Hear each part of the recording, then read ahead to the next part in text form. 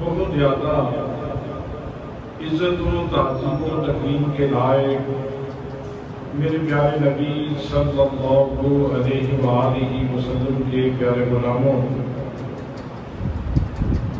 گزشتہ خطبہ جمعہ مبارک میں نے عالمگیر غلبہ اسلام کے 5 قرآنی فارمولہ جات آپ کی خدمت میں پیش کیے تھے۔ امت مسلمہ اس وقت انتہائی پریشانی سے گزر رہی ہے۔ بیت المقدس جو ہمارا قبلہ اول ہے، اس کے اوپر یہودیوں کا قبضہ ہو چکا ہے۔ حضرت سلطان صلاح الدین ایوبی رحمۃ اللہ تعالیٰ علیہ کے ہاتھوں کے لگائے ہوئے تالے 800 سال کے بعد ان ظالموں نے پھر کھولے ہیں اور اپنے کبھی مقاصد کے لیے وہ مزید بھی کچھ جارحانہ کارروائیاں کر رہے ہیں، اور آپ جانتے ہیں کہ کتنے مسلمان شہید ہو چکے ہیں۔ بے شمار لوگ ایسے ہیں جو انتہائی پریشانی کے عالم میں، بیماری کے عالم میں ہیں۔ تو ایک تو وہ میدان کارزات تھا جو فلسطین میں گرم تھا، غزہ میں، فلسطین میں، اور ایک نئی سچویشن، ایک نئی صورتحال جو پیدا ہوئی جس سے اس وقت پاکستان دوچار ہے، وہ یہ ہے کہ مقبوضہ کشمیر میں ایک سیاحتی مقام ہے جس کا نام ہے پہلگام۔ وہاں کچھ لوگ سیاحت کے لیے گئے ہوئے تھے، تو ان کے اوپر دہشت گردوں نے حملہ کیا۔ تقریباً 26، 27 یا 28 لوگ ان کو موت کے گھاٹ اتار دیا۔ اب وہاں وہ لوگ مرے تو انڈین میڈیا نے آسمان سر پہ اٹھا دیا اور اس کا سارا بلیم وہ پاکستان کے سر پہ ڈال دیا، کہا کہ یہ پاکستان نے دہشت گردی کی ہے۔ تو کل تک جب بلوچستان میں جعفر ایکسپریس ٹرین کو روکا گیا تھا تو اس وقت انڈیا میں بگلے بجائے جا رہی تھی کہ مسلمانوں کا، پاکستانیوں کا نقصان ہوا ہے۔ ہمارے اوپر بھی دہشت گردوں نے حملہ کیا تھا اور ان کے اوپر بھی دہشت گردوں نے ہی حملہ کیا تھا۔ پاکستانی حکام نے، پاکستان کے ذمہ دار لوگوں نے اس کی مذمت کی۔ پہلگام کا جو انسیڈنٹ ہوا، جو واقعہ ہوا، اس کی بھی مذمت کی کہ پاکستان کے اس سے کوئی تعلق نہیں، لیکن انہوں نے شور شرابہ کیا۔ انہوں نے کہا کہ ہم پاکستان کے خلاف جنگ کریں گے۔ تو اس سلسلہ میں مودی اس نے اعلان کر دیا کہ ہم سندھ طاس کا جو معاہدہ ہے اس کو ختم کرتے ہیں، اور جتنے لوگ ہمارے پاکستان میں گئے ہوئے ہیں ان کو کہتے ہیں کہ جلدی جلدی وہ واپس اپنے وطن پہنچ جائیں، اور جو پاکستان کے زائرین ہیں جو مختلف مداروں پہ حاضری دینے کے لیے گئے ہوئے تھے، حضرت خواجہ معین الدین چشتی اجمیری رحمۃ اللہ تعالیٰ علیہ کے مزار پہ، حضرت مجدد الفسانی رحمۃ اللہ تعالیٰ علیہ کے مزار پہ، اور دیگر مزارات کے اوپر جو حاضری دینے کے لیے لوگ مسلمان گئے ہوئے تھے، انہیں کہا کہ جلدی جلدی ہمارا ملک چھوڑ دو، اور پاکستانی سفیر کو ناپسند قرار دیتے ہوئے واپس بھیج دیا۔ اور اس وقت بھی بارڈر کے اوپر فوجیں لگی ہوئی ہیں، ٹینک بالکل تیار ہیں۔ جب انہوں نے یہ جارحانہ کارروائی کی انڈین میڈیا نے اور انڈین حکام نے، تو پھر پاکستان نے بھی ترکی بدرکی جواب دیا۔ انہوں نے کہا کہ یہ الگ بات ہے کہ ہم امن پسند ہیں اور سب سے زیادہ اس وقت دہشت گردی کا شکار پاکستان ہے. ہم دہشت گردی کی مذمت ضرور کرتے ہیں لیکن انڈیا یہ بھول جائے کہ ہم اس کو جواب نہیں دیں گے. اگر ذرا سی بھی جو اس نے حرکت کی تو ہم اس کا منہ توڑ جواب دیں گے. اور اس کو وہ وقت یاد کر لینا چاہیے جب انہوں نے پچھلی دفعہ ایک ریشہ لوانی کی تھی تو پاکستان نے ان کے 2 جہاز گرا دیے تھے اور ان کا پائلٹ بھی پاکستان نے قبضے میں کر لیا تھا. اور پھر شرافت ہے پاکستان کی کہ انہوں نے ابھینندن کو پھر واپس بھیج دیا. تو پاکستان کے حکام نے کہا کہ آئندہ بھی ہماری طرف اگر نظر اٹھانی ہے تو ذرا سوچ سمجھ کے اٹھائیں. تو بصورت اس وقت پاکستان مارد جنگ میں ہے. پاکستان مارد جنگ میں ہے. فوجیں بارڈر پہ لگی ہوئی ہیں. ایئر فورس وہ بھی ایکشن میں ہے. نیوی ایکشن میں ہے. برقی فوج ایکشن میں ہے. اس وقت تمام حساس ادارے وہ چوکس ہیں. تو ان حالات میں اسلامیان پاکستان کی ذمہ داری کیا ہے اور اس موقع پہ قرآن مقدس ہماری رہنمائی کیا کرتا ہے. میں نے آج اس حوالے سے آپ کی خدمت میں کچھ گزارشات پیش کرنی ہیں. دعا ہے کہ اللہ کریم مجھے حق کہنے کی توفیق مرحمت فرمائے. برادران اسلام بنیادی طور پہ امن، شانتی اور سکون کا مذہب ہے. اسلام، لفظ اسلام سین لام میم سے نکلا ہے. سل جس کا معنی ہے سلامتی. اور اگر ایمان کا مادہ استقامت دیکھا جائے تو وہ امن سے نکلا ہے. اور اگر احسان کا مادہ استقامت دیکھا جائے تو وہ حسن سے نکلا ہے. تو حسن میں بھی ترشی نہیں ہوتی. امن میں بھی جو ہے وہ حالات کی خرابی نہیں ہوتی. اور سلم میں بھی سلامتی ہوتی ہے. سلامتی کا پیغام ہوتا ہے. سو اس لحاظ سے اسلام امن کا مذہب ہے، شانتی کا مذہب ہے اور سکون کا مذہب ہے. اس لحاظ سے بھی اسلام کو سمجھنے کی ضرورت ہے کہ اسلام اللہ کا پسندیدہ دین ہے. ان الدین عند اللہ الاسلام.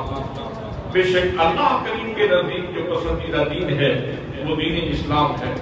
اور اللہ کریم ارشاد فرماتا ہے کہ میری رحمت کی جو صفت ہے وہ غضب کی صفت کے اوپر غالب ہے. اللہ کریم کی صفت رحمت یہ صفت غضب کے اوپر، صفت قہر کے اوپر غالب ہے. اور نبی مکرم صلی اللہ علیہ وسلم آپ رحمت للعالمین ہیں. آپ کو اللہ کریم نے سراپا رحمت بنا کر کے بھیجا ہے. سو اس لحاظ سے اسلام بنیادی طور پر رحمت کا، امن کا، سکون کا مذہب ہے. لیکن چونکہ اس جہان میں شر بھی موجود ہے اور شر سب سے پہلے اس کا مظہر شیطان ہے. اور پھر شیطان کی کوشش سے اس کے چہرے اس کے ساتھ لگ گئے اور انہوں نے پھر چالیں کرنا شروع کر دی. تو اب ان کی سرکوبی کرنا یہ بھی ضروری ہو جاتا ہے. اگر آپ اسلام کی تاریخ کو تھوڑا سا دیکھ لیں تو ہمیں یہ حقیقت ہمارے سامنے کھل کے آ جاتی ہے کہ اسلام کا مزاج کیا ہے. نبی مکرم صلی اللہ تعالیٰ علیہ وسلم نے آپ نے صنادید مکہ سے پوچھا میرے بارے میں تم کیا جانتے ہو؟ تو سب بیک زبان ہو کے بولے ہم تو صادق امین، آپ تو مجسمہ صداقت ہیں، آپ پیکر امانت ہیں. تو آقا کریم صلی اللہ تعالیٰ علیہ وسلم نے ارشاد فرمایا اگر میری صداقت کے اوپر اتنا ہی اعتماد ہے اور اگر میری امانت کے اوپر اتنا ہی تمہارا اقرار ہے تو پھر سنو میں تمہیں یہ کہتا ہوں قولوا لا الہ الا اللہ تفلحوا کہ یہ شرف انسانیت کی چادر تار نہ کرو، اپنا شرف پامال نہ کرو. تم انسان ہو اور اللہ نے تمہیں اپنی بارگاہ میں جھکنے کے لیے پیدا کیا ہے. یہ لات کی پوجا چھوڑ دو، منات کی پوجا چھوڑ دو، عزا کی پوجا چھوڑ دو، حبل کی پوجا چھوڑ دو، وقت کی پوجا چھوڑ دو، سوا کی پوجا چھوڑ دو، نسل کی پوجا چھوڑ دو. یہ جو معبودان باطلہ تم نے خود اختیار کیے ہوئے ہیں اور اپنے ہاتھوں سے تراشے ہوئے ہیں ان کی عبادت چھوڑ دو اور اللہ کریم کی بارگاہ میں جھکو. کتنا خوبصورت پیغام تھا. کتنا اچھا پیغام تھا، نبی مکرم صلی اللہ تعالیٰ علیہ وسلم نے یہ پیغام دیا، بس پیغام دینے کی دیر تھی کہ وہ لوگ جو کل تک صادق کہا کرتے تھے، امین کہا کرتے تھے، وہ جان کے دشمن ہو گئے۔ انہوں نے پھر صاحب بھی کہا، مجنون بھی کہا، مفتری بھی کہا، اور پتہ نہیں کیا کیا القابات دیے۔ حضور صلی اللہ تعالیٰ علیہ وسلم کے بارے میں انہوں نے پتہ نہیں کتنی حضرہ سرائی کی، اور کتنی غیر پارلیمانی گفتگو کی، اور کتنے غیر سنجیدہ لہجے اختیار کیے۔ حضور صلی اللہ تعالیٰ علیہ وسلم ان کی یہ ساری باتیں سنتے رہے اور برداشت کرتے رہے۔ میرے آقا کریم صلی اللہ تعالیٰ علیہ وسلم اسی دعوت کی پاداش میں بہت سارے ظلم سہتے رہے۔ ایون کہ طائف میں آپ جانتے ہیں کہ جب حضور صلی اللہ تعالیٰ علیہ وسلم نے یہ نعرہ توحید لگایا تو آگے سے پتھر مارے لوگوں نے، لیکن جب صحابی نے کہا کہ یا رسول اللہ آپ دعا فرمائیں یہ بستی والے ہلاک ہو جائیں، تو وہاں بھی رحمت والے نبی نے جو دعا کی وہ یہ تھی، اللہم اہد قومی فإنہم لا یعلمون، یا اللہ میں ان کی تباہی کی دعا نہیں کرتا، میں ان کی بربادی کی دعا نہیں کرتا، میں بس یہی سوال کرتا ہوں مالک ان کو آنکھیں دے دے جس سے یہ میرے مقام کو سمجھ سکے۔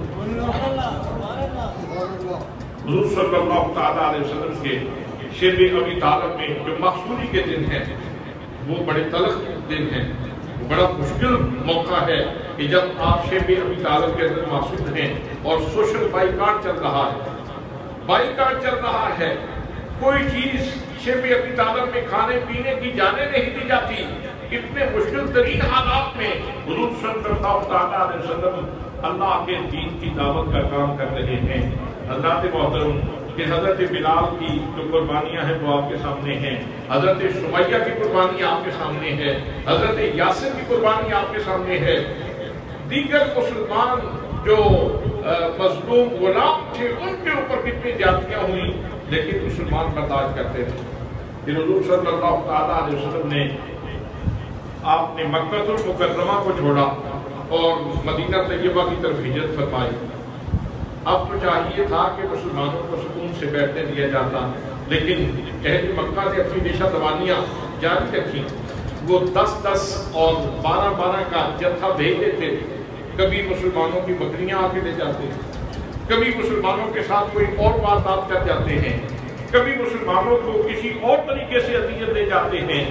تو جب یہاں بھی انہوں نے سکون سے نہ بیٹھنے دیا تو پھر میرے آقا کریم صلی اللہ تعالیٰ علیہ وسلم کو اللہ کریم نے اس میں جہاد عطا فرمایا۔ آپ دیکھیں کتنی تاریخ ہے، مکہ المکرمہ میں دعوتی تاریخ کتنی ہے۔ تقریباً حضور صلی اللہ تعالیٰ علیہ وسلم نے وہ جو مکہ المکرمہ میں دعوت کا سلسلہ شروع کیا تو کتنے سال بنتے ہیں، اتنا عرصہ ستم، ظلم، زیادتیاں برداشت ہوتی رہی، اور پھر جب مدینہ طیبہ میں بھی عادتیں نہیں چھوڑی گئی تو پھر مسلمانوں نے جہاد کا اعلان کیا۔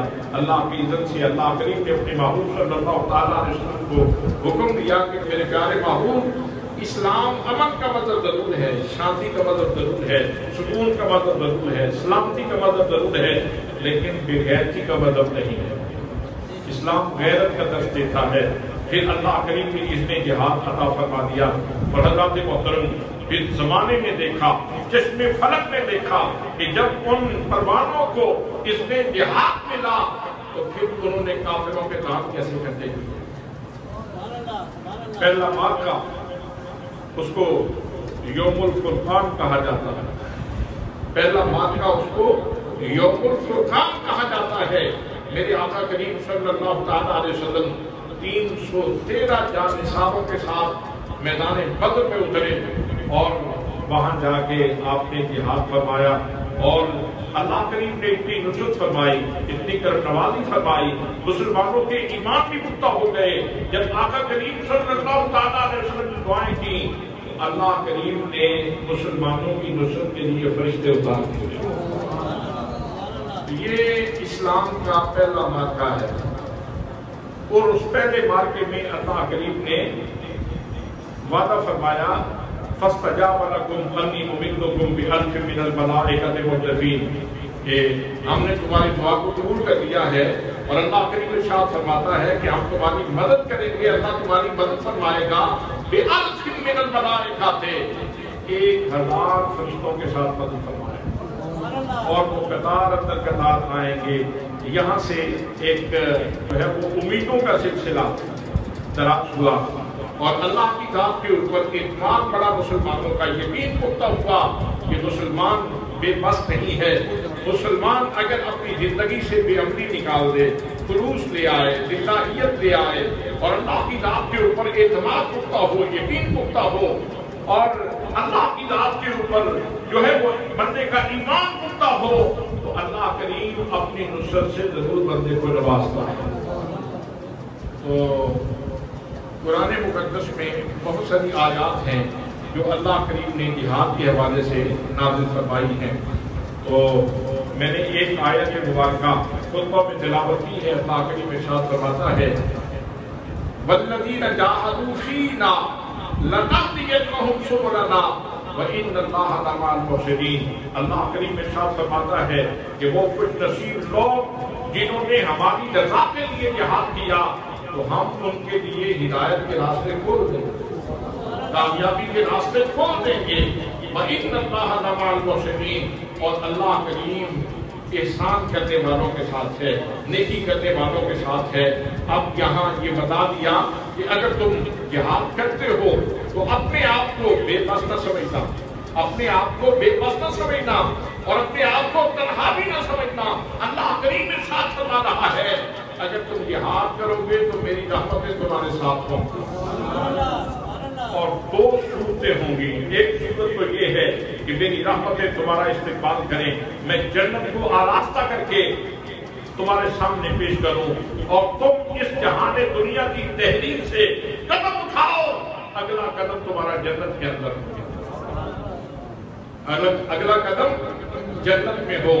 یا پھر دوسری صورت یہ ہے کہ اللہ تمہیں غازی بنا دے اور تم مال غنیمت کے ساتھ واپس لوٹو۔ حضرات محترم، یہ دونوں صورتیں ہی بندہ مومن کے نفع کے اندر ہیں، بندہ مومن کے نفع کے اندر ہیں۔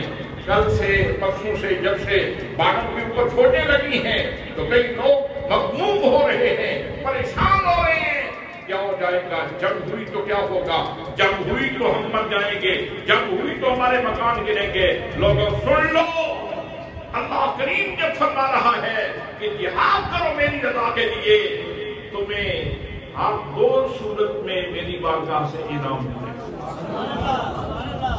مرنا تو ہے، حضور نبی کریم صلی اللہ تعالیٰ علیہ وسلم کا ارشاد گرامی ہے، آپ نے فرمایا بندہ مومن جہاد سے محبت فرماتا ہے، بندہ مومن جہاد سے محبت کرتا ہے، اور جو بندہ جہاد سے نفرت کرے گا تو اللہ کریم اس کو نفاق کی کسی علامت کے اوپر موت دے دے گا، یعنی وہ منافقت کی موت مر جائے گا۔ جانا ہے کہ نہیں؟ جانا ہے کہ نہیں؟ یقیناً جانا ہے، یقیناً جانا ہے۔ یہ جہان چھوڑ جانا ہے۔ ہمارے آباء و اجداد چلے گئے، ان کے آباء و اجداد چلے گئے، یہ جہان مسافر خانہ ہے، اس کو بالآخر چھوڑنا ہے۔ حضرات محترم، صادق و مصدوق نبی صلی اللہ تعالیٰ علیہ وسلم ارشاد فرماتے ہیں جہاد سے محبت کرو، اگر جہاد سے محبت نہیں کرو گے تو نفاق کی کسی علامت کے اوپر تمہاری موت آ جائے، یعنی منافق ہو کے مرو گے، تو منافق ہو کر مرنے سے بہتر ہے کہ نعرہ تکبیر بلند کرتے ہوئے موت آئے۔ نعرہ تکبیر، نعرہ تکبیر، نعرہ تکبیر، نعرہ رسالت، نعرہ حیدری، نعرہ تحقیق۔ حضرات محترم، صحابہ کرام کی خوبصورت زندگی ہمارے سامنے ہے۔ اللہ کریم ارشاد فرماتا ہے ایمان لانا ہے تو ان لوگوں کی طرح لاؤ جو میرے محبوب صلی اللہ تعالیٰ علیہ وسلم کے صحابہ ہیں، ان لوگوں کی طرح ایمان لاؤ۔ اور ان لوگوں نے کبھی بھی موت سے ناہے فرار اختیار نہیں کی، کبھی بھی جہاد کا موقع آیا تو یہ لوگ ڈرے نہیں، بلکہ انہوں نے خوشی سے بڑھ کے موت کا استقبال کیا ہے. اور میرے آقا کریم صلی اللہ تعالیٰ علیہ وسلم نے ارشاد فرمایا جب جنتی جنت میں چلے جائیں گے تو نماز پڑھنے والے کے لیے پوچھا جائے گا کہ کوئی تیری پسندیدہ چیز، روزے والے کے لیے پسندیدہ چیز، تو کوئی بھی جنت سے باہر آنا پسند نہیں کرے گا. لیکن جب شہید سے پوچھا جائے گا کہ تمہاری پسندیدہ چیز کیا ہے، تو وہ عرض کرے گا مالک کاش کہ مجھے پھر ایک دفعہ کی زندگی دے، تو ایک دفعہ پھر مجھے زندگی دے اور پھر میں تیرے راستے میں اپنی زندگی کا نذرانہ پیش کروں، جان نذرانے میں پیش کروں، تلوار چل رہی ہو، میرا جسم کٹ رہا ہو اور سامنے تیرا جلوہ قدرت موجود ہے، مجھے ایک دفعہ پھر یہ سعادت نصیب فرما دو. حضرات محترم، یہ تو اتنی سعادت والی بات ہے بشرطے کہ اس زندگی کو، اخروی زندگی کو اگر ہم نبی کریم صلی اللہ تعالیٰ علیہ وسلم کی تعلیمات کی روشنی میں دیکھیں، اگر اپنے خانہ جات اور اپنے تبادات تخمینوں اور اندازوں سے اس جہان کو اور اگلے جہان کو ناپنا ہے تو پھر معاملات اور ہیں. اگر اپنے تخمینوں سے ناپو گے تو پھر نتیجہ لوگ جاوید غامدی کے نتائج کی صورت میں نکالیں گے اور مرزا جیلوی کے نتائج کی صورت میں لوگ نتیجہ نکالیں گے. لیکن اگر نبی کریم صلی اللہ تعالیٰ علیہ وسلم کے فرامین کی روشنی میں اس جہان کو اور اگلے جہان کو دیکھنا ہے تو پھر جہاد کے اندر نفع ہی نفع ہے، جہاد کے اندر نفع ہی نفع ہے. حضرات محترم، جہاد کی 3 قسمیں ہیں. لفظ جہاد کی جہدن سے اور جہدن سے نکلا ہے. بعض نے کہا کہ اس کا مادہ اشتقاق جہدن ہے اور بعض نے کہا کہ اس کا مادہ اشتقاق جہدن ہے. اور اس کا مطلب یہ ہے کہ اپنی پوری کوشش اور وسعت اور مشقت اللہ کے کلمے کی بلندی کے لیے خرچ کر دینا. آپ کے اندر جتنی صلاحیتیں موجود ہیں، آپ کے اندر جتنی توانائی موجود ہے، آپ کے اندر جتنی قوت موجود ہے، اس کو آپ اللہ کے جھنڈے کی سرفرازی کے لیے خرچ کر دیتے ہیں. اس کو جہاد کہا جاتا ہے، اس کو جہاد کہا جاتا ہے. اور اگر اصطلاح شرعی میں دیکھا جائے تو جہاد اللہ کے راستے میں ایسی کوشش کرنا کہ جس سے دین کو غلبہ نصیب ہو اور مسلمانوں کی عزت و وقار میں اضافہ ہو، اس چیز کو جہاد کہا جاتا ہے. بنیادی طور پہ اللہ کے جھنڈے کی بلندی کے لیے جو کوشش کی جاتی ہے، اللہ کے نام کی بلندی کے لیے، اس کو جہاد کہا جاتا ہے. اور پھر جہاد کی 3 قسمیں ہیں. ایک جہاد قولی ہے، ایک جہاد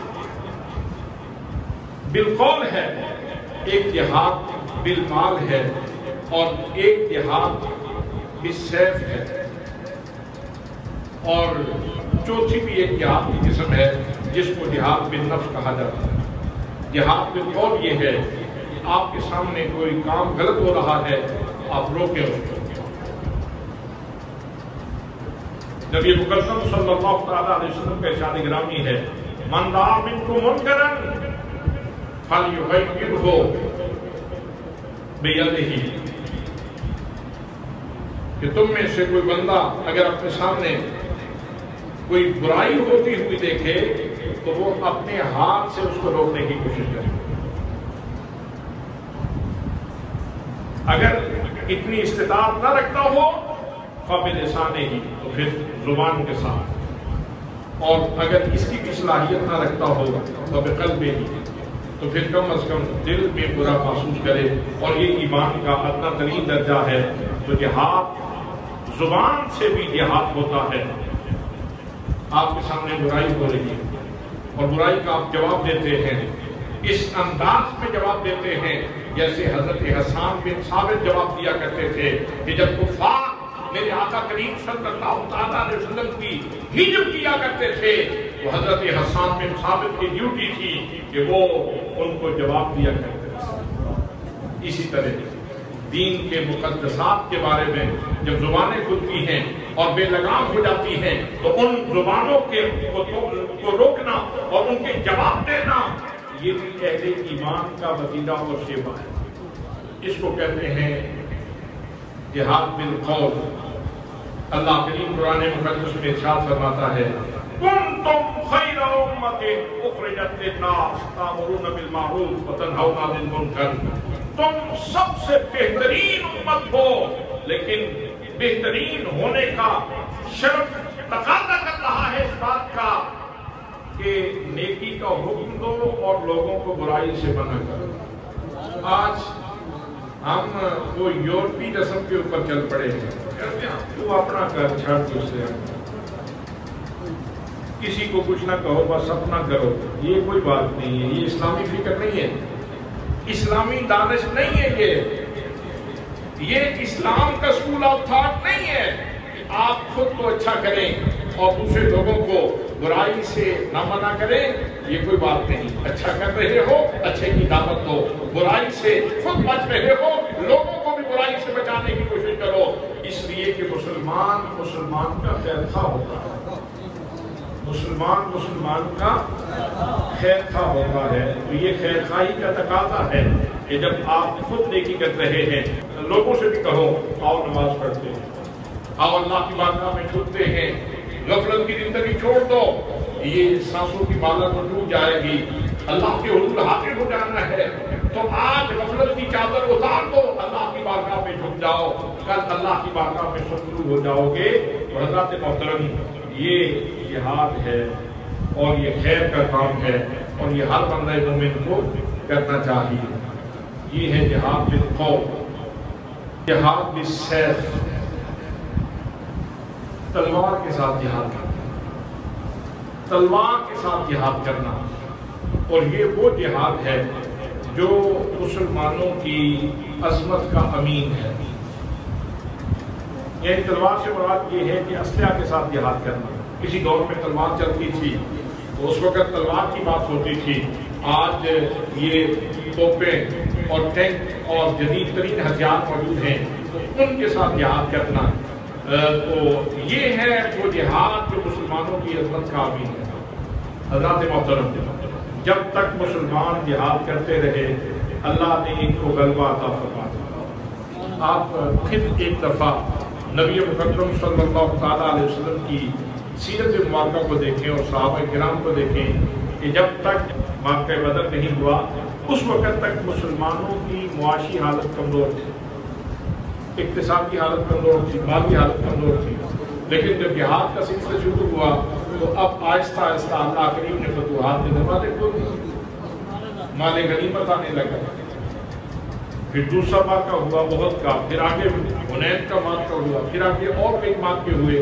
تو جیسے جیسے جہاد ہوتا رہا تو کہیں مال فیح کی صورت میں، کہیں مال غنیمت کی صورت میں مسلمانوں کو علاقے بھی ملتے رہے اور مال بھی ملتا رہا اور مسلمان آسودہ حال ہو گئے. اس لیے جنگ سے اس لیے ڈرنا کہ مر جائیں گے، بھوک سے مر جائیں گے، اقتصادی صورتحال تباہ ہو جائے گی، ایسا نہیں ہے. مسلمان کبھی بھوک سے نہیں مرتا، مسلمان کو صرف ایمان کی پختگی کی ضرورت ہے. اللہ کے محترم، جہاد یہ اللہ کی طرف سے فریضہ ہے. جہاد اللہ کی طرف سے فریضہ ہے، فرض ہے ہمارے اوپر جہاد کرنا. تو دوستان محترم، اللہ کریم ارشاد فرماتا ہے قل ان کان آباؤکم، اگر تمہارے آباء و اجداد و ابناؤکم اور تمہارے بیٹے، تمہاری اولادیں، و اخوانکم اور تمہارے بھائی، و ازواجکم اور تمہاری بیویاں، و اموال اقترفتموہا اور وہ مال جو تم نے بڑی محنت سے کمائے ہیں، و تجارتم تخشون کسادہا اور وہ تجارت جس کے مان پڑنے کا تمہیں خدشہ لگا رہتا ہے، وَمَسَاكِنُ تَرْضَوْنَهَا اور وہ گھر، وہ بلڈنگیں، وہ عمارات جن کو تم پسند کرتے ہو، أَحَبَّ إِلَيْكُم مِّنَ اللَّهِ وَرَسُولِهِ وَجِهَادٍ فِي سَبِيلِهِ اگر یہ ساری یہ چیزیں والدین ہوں، اولاد ہو، بھائی ہوں، بیویاں ہوں، مال ہو، تجارت ہو یا مکان ہو، اگر یہ ساری چیزوں میں سے کوئی ایک چیز بھی تمہیں اللہ سے زیادہ پیاری ہو گئی اور اللہ کے رسول سے زیادہ پیاری ہو گئی اور جہاد فی سبیل اللہ سے زیادہ پیاری ہو گئی، تو پھر اللہ کریم ارشاد فرماتا ہے احب الیکم من اللہ ورسولہ وجہاد فی سبیلہ فتربصوا حتی یاتی اللہ بامرہ، پھر انتظار کرو کہ اللہ کریم اپنا حکم لے آئے، پھر انتظار کرو کہ اللہ کی طرف سے تمہارے اوپر کوئی سزا آ جائے، اللہ کریم اپنا حکم لے آئے۔ واللہ لا یہدی القوم الفاسقین، اور اللہ کریم فاسق قوم کو منزل مقصود پہ نہیں پہنچایا کرتا۔ اس کا مطلب یہ ہے کہ بندہ فسق سے تب ہی بچ سکتا ہے، والدین سے محبت کرنی چاہیے، اولاد سے محبت کرنی چاہیے، اپنے بھائیوں سے محبت کرنی چاہیے، اپنی بیویوں سے محبت کرنی چاہیے، مال بھی کمایا ہے تو اس کی حفاظت کرنی چاہیے، گھر کی حفاظت بھی کرنی چاہیے، تجارت بھی آپ کرتے ہیں تو اس کو بھی بہتر طریقے سے کرنے کی کوشش کرنی چاہیے۔ یہ ساری چیزیں ان کی محبت سے قرآن روک نہیں رہا، بلکہ قرآن ایک معیار دے رہا ہے کہ اگر ان ساری چیزوں کی محبت اللہ اور اس کے رسول اور جہاد فی سبیل اللہ سے زیادہ پیاری ہو گئی، تو پھر ایک تو تم ایمان کی جو حلاوت ہے اس کے خوبصورت درجے سے گر کر فسق کی طرف چلے جاؤ گے، اور دوسرا یہ ہے کہ تمہارے اوپر اللہ کی طرف سے گرفت آ جائے، پھر اللہ کریم تمہارے اوپر اپنا حکم لے آئے گا، تمہارے اوپر گرفت آ جائے گی۔ حضرات محترم، اس لیے یہ ایک آیت نہیں، قرآن مقدس میں اور کئی آیات ہیں جن کے اندر اللہ کریم نے ارشاد فرمایا۔ ایک مقام پہ ارشاد ہوتا ہے یا ایھا النبی حرض المؤمنین علی القتال، اے میرے نبی مومنوں کو جہاد کے لیے تیار کرو، اے میرے نبی مومنوں کو جہاد کے لیے تیار کرو۔ حضرات محترم، اور کہیں اللہ کریم کا ارشاد گرامی ہے انما المؤمنون الذین آمنوا باللہ ورسولہ ثم لم یرتابوا وجاہدوا باموالہم وانفسہم فی سبیل اللہ اولئک هم الصادقون۔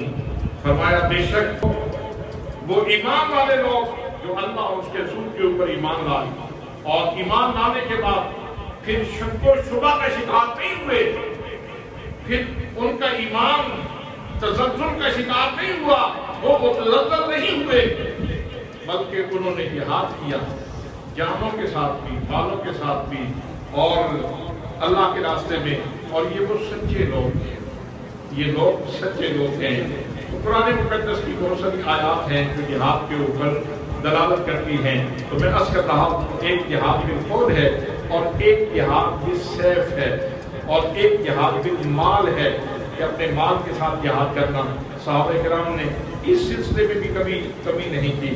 آپ کے سامنے کتنے واقعات موجود ہیں جب حضور صلی اللہ تعالیٰ علیہ وسلم تبوک کی طرف جا رہے تھے، وہ آپ نے فرمایا کہ اللہ کے راستے میں مال چاہیے، تو وہ کتنا معروف واقعہ ہے صحابہ کرام کا کہ حضرت صدیق اکبر رضی اللہ تعالیٰ عنہ اپنے گھر کا سارا اثاثہ اٹھا کے لے آئے۔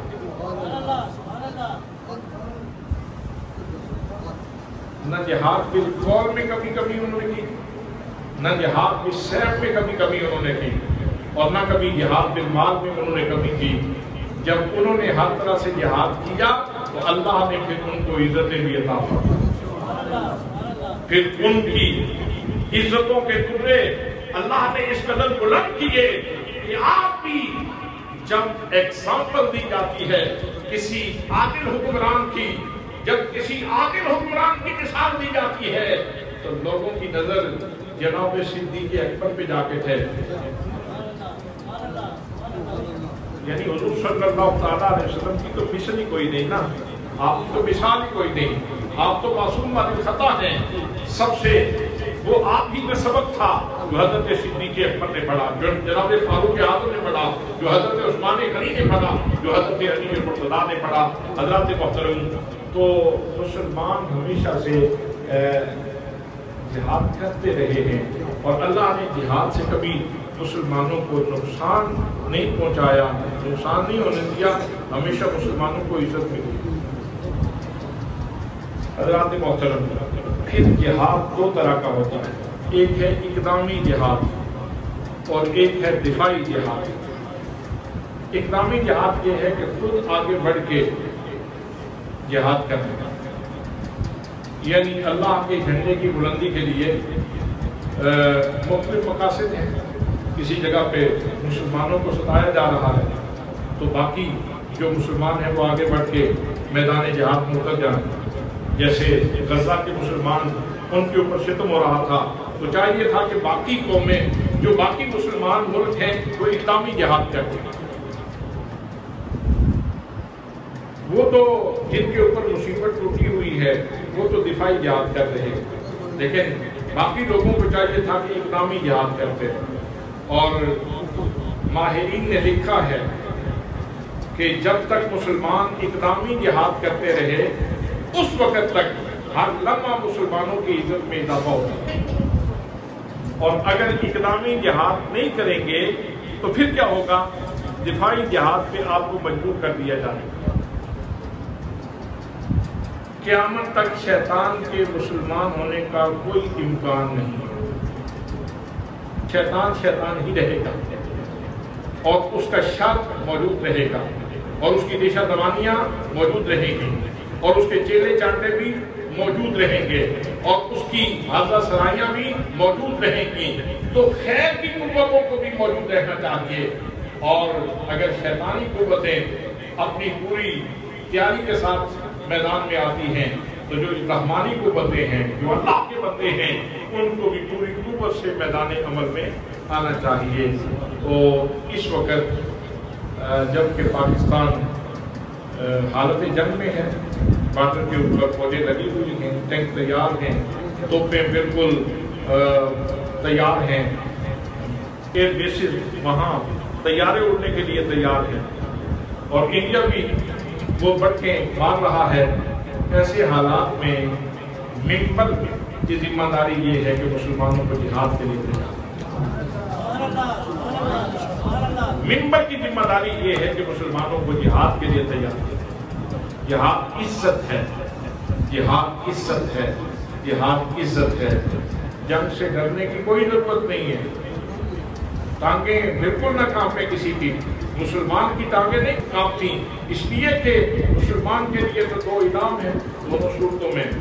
اگر اس جہان کو چھوڑتا ہے تو اللہ کی رحمتیں اس کا استقبال کرتی ہیں، اللہ کے جلوے اس کا استقبال کرتے ہیں، اللہ کے چہرے قدرت کا نور اس کا استقبال کرتا ہے، اللہ کا خوبصورت چہرہ اس کا استقبال کرتا ہے. اور اگر اس جہان میں رہتا ہے تو اللہ کریم اس کو غازی بنا دیتا ہے. انشاءاللہ پاکستانی قوم یہ دل والے لوگ ہیں. الاسلام زندہ باد، الاسلام زندہ باد، الاسلام زندہ باد.